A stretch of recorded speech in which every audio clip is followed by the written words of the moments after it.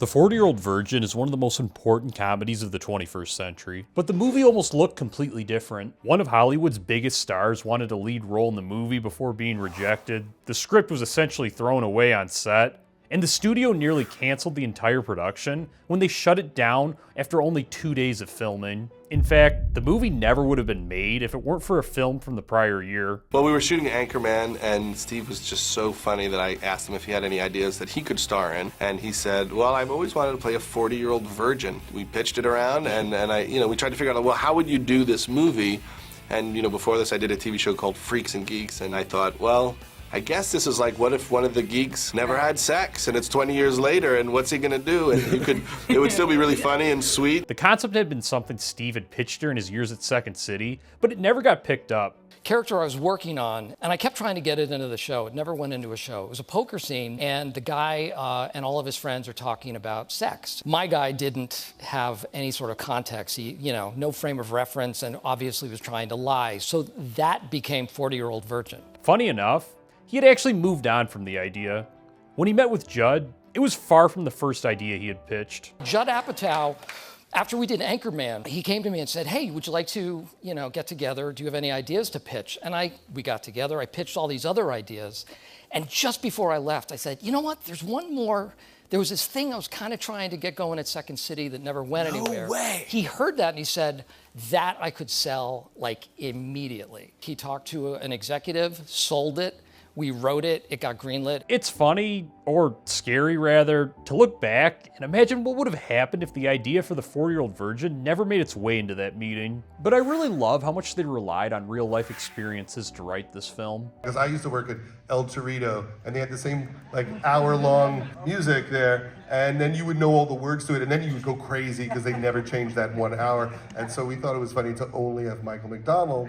And then we thought, would he ever allow us to make this joke? And then he thought it was funny. Which then turned into one of my favorite scenes. I gotta tell you something, I'm really excited about it. That if you don't take this Michael McDonald DVD that you've been playing for 2 years straight off, I'm going to kill everyone in the store and put a bullet in my brain. Then there was also Elizabeth Banks' first scene, which was also inspired by real life. Is there something I should be looking for?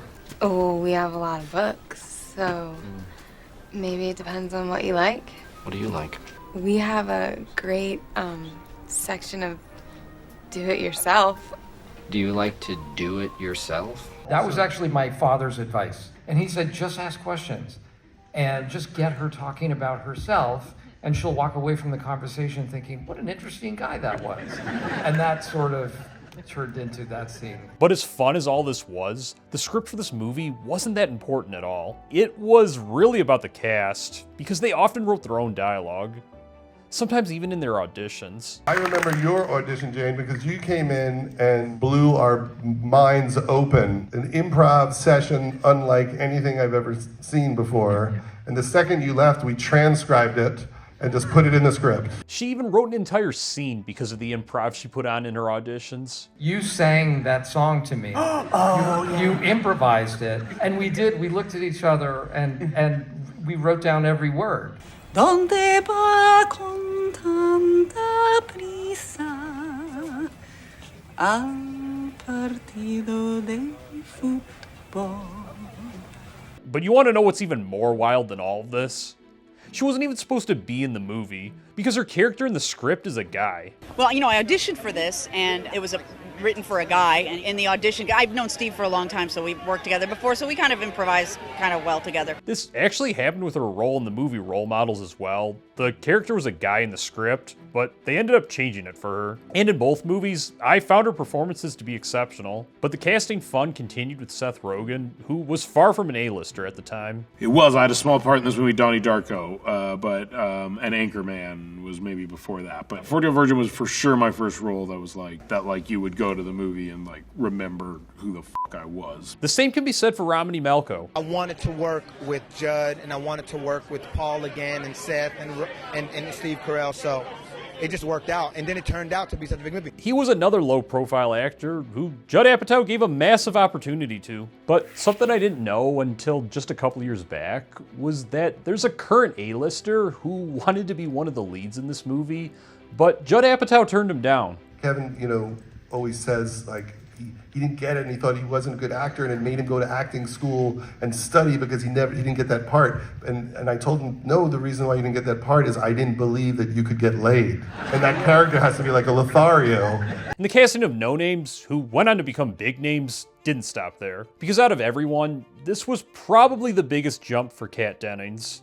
I couldn't believe that I was there in the first place, and I felt very nervous. But everyone was so lovely, and I remember the vibe was kind of like, oh, I hope this works out. But you know who wasn't a no-name? Catherine Keener, who played the love interest of Steve's character, and they couldn't believe she actually said yes to the part. Already a big fan of both Judd's and Steve's. And then I read the script. I thought, really funny. I really thought that if it came from you, and there was more to it than the title, I guess. Comedian Jerry Bednob and one of my all-time favorites in Paul Rudd rounded out the supporting cast to give us one of the most epic lineups of characters. But you gotta remember, this was also the first movie that Judd Apatow ever directed, and to say he was feeling the pressure going into the filming of this would be a massive understatement. 2 days before we were going to start shooting, I was just really nervous, and it's also Carell's the lead, so I'm going like, I think this is the guy. I watched a TV show that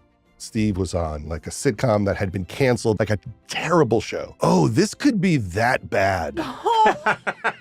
Like, if I don't do a good job, I could make Steve look so bad, because this show made Steve look bad, and Steve's a genius. It really scared me to my core. Like, oh, there's a way to really be a terrible director. And maybe his concerns were founded, because almost immediately after they began production, the studio shut them down. The studio said they thought Steve looked like a serial killer.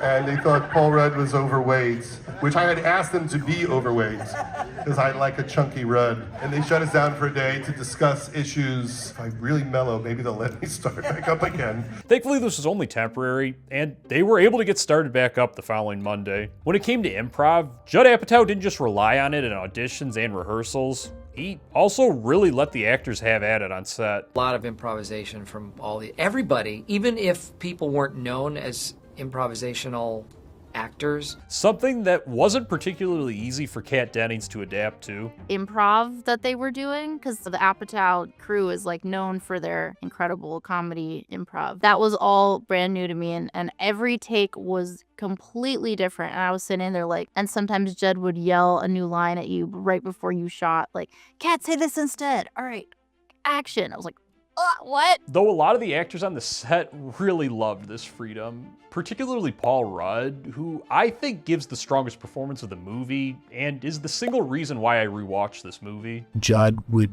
say, all right, do more of that. He'll yell out lines and we'll be in the middle of the scene and we'll just repeat what he says. Or maybe another writer will say something, and they become these kind of collaborative jam sessions, really. When it's working, you can tell. And it's thrilling because nobody, including us, knows exactly what it is we're gonna say or what's gonna happen or where it's gonna go. There's some really great stuff in here. Hey, did you ever see School of Rock? Yeah. Well, this is, it's called School of... Oh. This is, Everybody Loves Raymond. That's probably not supposed to be, this is a good show, I just tape it sometimes. Just to put it into perspective, there was so much improvisation in this movie that it got to the point that Romany Malco was afraid they might not even have a movie. I swear to you, you can take this quote to the bank. He will not deny it. He's standing right over there. I'm like, Judd, we're just improvising all over the place. What are we going to do? He goes, I don't know, send it to the editors and see if they can make a movie out of it. But when you hear Judd Apatow explain why there was so much improv, it actually makes a lot of sense. And potentially even saved the movie. It's different than most movies' approach. Our approach is based on fear. We fear that every line sucks, so for every line we shoot 14 lines. I'm constantly thinking how to cover my ass. It's not really how do I make it good, it's how do I not make it bad. Though, as much as he talks about saving his ass, as someone who's currently in the middle of production for a feature, it couldn't have been reassuring to have been getting the reactions from the crew that they were getting on this set. Everyone would be riffing, and Seth would be super hilarious, and Romany Malco and Paul Rudd and Jane Lynch, and everyone's really funny, and the crew looked at us like we were crazy. I think it was Clint Eastwood's crew, and they were all used to doing one take. Right? So Clint does one take, he's like, that's good enough. And we would do 20 takes and improvise for hours, and it was all madness, and they would just look at us like, this is not how you do it. But that level of improv definitely adds a refreshing layer of realism. And speaking of realism, the waxing scene was as real as it gets. Steve Carell insisted on having his chest literally waxed. It literally is Yeah, him. like that's getting real waxed. hair, what you're looking at. Like that's not like In the the 40-year-old prop guys version. made funny hair. That still is the actual reaction to the pain. And so we had 5 cameras set up. Because this is a one take. Like you can't. We could only do it once. I always assumed the iconic Kelly Clarkson line that Steve yells was yet another case of improv, but it actually wasn't. So I was hired to write also like jokes. We call them alt jokes or alternate jokes. And we knew Carell was going to be waxed and he wouldn't be able to think clearly probably. So we wanted to just be able to feed him things to say. Think I was sitting on my couch writing the jokes and you came on television and I saw you and it was Kelly Clarkson. The scene was far from seamless though, because it almost ended tragically thanks to one of the actors lying about her resume. Had put on her resume that she knew how to wax. She didn't really know how to wax. She put the hot wax over my nipple. Apparently, you're supposed to put some Vaseline on the nipple. Oh, no. Lest you pull off the nipple. And so they went, ho, ho, ho, ho, ho, ho, ho. Somebody knew that might have been a bad idea. But I give Steve massive props. He's the one who really pushed for this scene to be real. And when you have an actor who cares that much about the finished product, you're a director's best friend. There's a different reaction when you actually watch someone having that done for real. Romany Malco had to leave. He had to walk off because he was so grossed out. So to me, that's the funniest part of the scene, is to watch Paul Rudd gleefully enjoy my chest waxing. Yeah. Funny enough, this actually wasn't the only scene that Romany had to leave the set for. You're gonna see a film in there where Erica Phillips, who plays my girlfriend, comes in and confronts Steve because she found a dating card. And Steve's response to her, justifying my language on this dating card, is murder. And I literally had to step out so that they could shoot the scene because he had me laughing so hard. It wasn't just Romany though. Kat Dennings admitted to barely being able to hold it together as well. If you see in the Planned Parenthood scene, if you don't see my hand, it's because I'm pinching my thigh. I didn't think I'd be able to get through that scene at all. Does anybody else have a question? I have a question. It was honestly everyone though. Just look at the blooper reel. Takes were clearly getting blown left and right thanks to the actors laughing. When I was in Tijuana, If I don't play some cards tonight and get hammered, I swear to God, I'm gonna go out and punch a dog. Look, it was almost as if our souls were rising up, knocking on the door of heaven and saying, "Hello, God." Sorry. I was with a Korean girl once. What was her name? Shun-Li. I'd be remiss if I didn't at least mention Jonah Hill. He's obviously huge nowadays, but this was his biggest movie and role up to this point. But he was at risk of not even making it into the final movie. That was until the elements gave him the opportunity of a lifetime. And because it was raining, we couldn't shoot this other scene, so we had like 4 extra hours. And so we said, let's force Jonah to improvise for 4 hours with Catherine Keener, just to with Jonah, just to let you guys go to see what would happen. And then like we were laughing just as like a prank. And then on the last test, we were like, let's put some more of Jonah in, just to see how much people like this guy. And then it just murdered, and we kind of expanded. Yeah. It wasn't all fun and games for Jonah though, because just like Steve in the waxing scene, things almost went horribly wrong. There's a part where it's me and Jonah and Mindy Kaling actually like dancing together. Jonah got heat stroke that day, for real. Yeah, I think he had to go to the hospital because he's wearing like a poncho and a hat, like a winter hat. And it was like 115 degrees and we were in like Temecula or some shit. But all in all, the cast had the time of their lives on this set. You know, every day when you go into work, you were going to laugh until you cry. Everyone was so good and funny, and what a great ensemble, in my humble opinion. So this was just a peak experience for me. Everyone sort of rooted for everybody else. We were all ready to laugh. It was just a wonderful experience. I think we shot it over the course of like 4 days. I remember we had so much fun doing it. Despite the fun they had, you never know how a movie's gonna turn out until you actually edit it all together. this is a moment of optimism. It has absolutely nothing to do with whether or not the movie is good. The movie, in fact, may suck. And most movies where there's a nice spirit on the set are bad. And when it came time for the movie to be released, the cast wasn't exactly going in with the utmost confidence. That was my first studio project. And there's no way with that little bit of experience to gauge the performance of a project that you're involved in. High school reunion before it came out, and people asked what I was up to, and I said, I just did a movie called The 40-Year-Old Virgin. And the glazed look on all of these friends from high school, and the pity in their faces, like, oh, God, I'm doing so well, and that's what he's doing. When I make these videos, I watch every interview the actors did, every podcast episode, every behind-the-scenes feature, and I found this promo on a late-night show to be particularly interesting. Listen closely. Steve Carell, who audiences may know from The Daily Show, Right. Anchorman, and he plays this guy who's a 40-year-old virgin. Did you notice how Paul Rudd assumed the audience didn't know who Steve Carell was and had to list his credits? But that's the thing. Paul Rudd wasn't a household name either.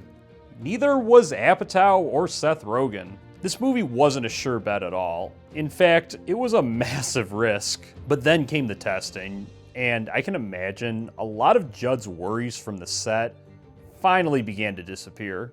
I remember when we tested it, like the place would explode, and we were like, oh, this is good. People might go to this. And then the moment got real. Steve Carell knew his life was about to be changed forever. It's surreal. It's like I'm driving around and I see looming on these billboards. We drove to a mall last weekend, and I just kept saying to my wife, oh, look at it. Look at that one. It's a bus. It was a very, very bizarre moment. And after the premiere, Romany Malco's prior concerns about not being able to make a movie out of all of their improv were answered in awe. I was shocked. Not only just laughing hysterically because everybody else's laughter is contagious, but on top of that, really shocked at how well certain things came out. Yeah. Then came the critic reviews, and they were shockingly strong. Hell, even Roger Ebert gave it 3.5 out of 4 stars, saying, quote, "The 40-Year-Old Virgin is surprisingly insightful as buddy comedies go, and it has a good heart and a lovable hero. If you regularly watch my videos, thank you. Seriously, thank you. I love the comments so much. It's just such a great way to start every morning, seeing all the comments you write and all the repeat viewers. I seriously couldn't do it without you." With that being said, I think you know what's coming next. And that's that this movie was indeed the rare instance of an R-rated comedy from the 2000s that got good reviews by both critics and audiences. And if you think I say that literally every video, I promise I don't. Just watch the Grandma's Boy video from last week. That movie got absolutely obliterated. As for me, it's definitely a funny and enjoyable film. Grab a woman's breast and you feel it, and it feels like a bag of sand. Bag of sand? Ask her out, man. Something wrong with her underpants. Yeah, they're not in my mouth. You know? I said it earlier, but Paul Rudd really steals the show for me, and I wish there was even more of him in this movie. I definitely prefer Apatow's later works, such as This Is 40 and Funny People, but The 40-Year-Old Virgin is definitely strong enough to rewatch every couple of years. And when I rewatched it this most recent time, less than a week ago, I watched the unrated version for the first time, and it's definitely a different movie. The 40-Year-Old Virgin was also a massive financial win, bringing in $177.4 million off of a $26 million budget, and crossing $200 million when you include its DVD revenues. These numbers are no doubt what helped build the Apatow empire of the 2000s and 2010s. Thanks to the success of The 40-Year-Old Virgin, he didn't just get to direct Knocked Up and the aforementioned Funny People and This Is 40. Isn't everything sugar, wheat, and dairy? She can have vegetables and fruits. So, she can eat fruits? Fruits, yeah. Any kind of fruit? Mangoes, pineapple. It isn't like there's safe fruits and then there's unsafe fruits. No. What about French fries? He also went on to produce several of the most iconic comedies of the century, including Superbad, Bridesmaids, Talladega Nights, Step Brothers, Walk Hard, Pineapple Express, and so many others. By the way, if you love this style of comedy, you may also be interested in my directorial debut, Rosetta Stone, which was heavily influenced by this era of comedy. And to everyone who's already checked it out, thank you so much. I really appreciate all you guys who support my channel and also my filmmaking endeavors. By the way, I'm sorry if I sound a bit off in this video. I'm battling the end of a cold and I'm definitely running low on energy. The 40-year-old virgin has been questioned many years after the fact, thanks to scenes like this. You know, I know you're gay. You just told me you're not sleeping with women anymore. You know how I know that you're gay? How? Because you're gay and you can tell who other gay people are? You know how I know you're gay? How? You like Coldplay. But I give Apatow massive props for doubling down and not giving in to the PC bullies. Certainly at the time, the intention was to show really immature men. Right. That should know better, and it's really more about them than what they're saying. You know, the culture has changed where I think part of the audience is saying, you know, we don't want to be goofed on in any way. And there's another part of the audience that thinks everyone should get goofed on. I try to just lead with my heart. I really feel like you could do anything, you could say anything if your heart's in the right place. It's also led to some awkwardness, such as the first time Steve Carell met Kelly Clarkson. I thought she'd be mad at me about that. You know, I wasn't sure because I'd never met her over those years. And why did he say it? I don't know. Yeah, like, I don't know. is he making fun of me? Like, why would he say that in anguish? And you know. But all in all, it was nothing but a massive positive for the careers of everyone involved. It's pretty wild to look back and see just how stacked this cast was, which really reminds me of Grandma's Boy, except the cast of Grandma's Boy was supposed to be entirely different. One of the most iconic directors of all time was actually supposed to be in the movie.